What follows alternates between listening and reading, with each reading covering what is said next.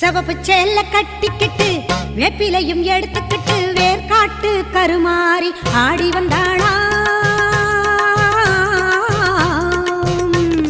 சிவப்பு சேல கட்டிக்கிட்டு வேப்பிலையும் எடுத்துக்கிட்டு வேர்காட்டு கருமாறி ஆடி வந்தாளாம்.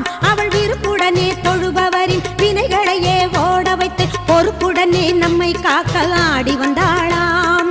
மாரியம்மா கருமாரியம்மா, மாரியம்மா கருமாரியம்மா.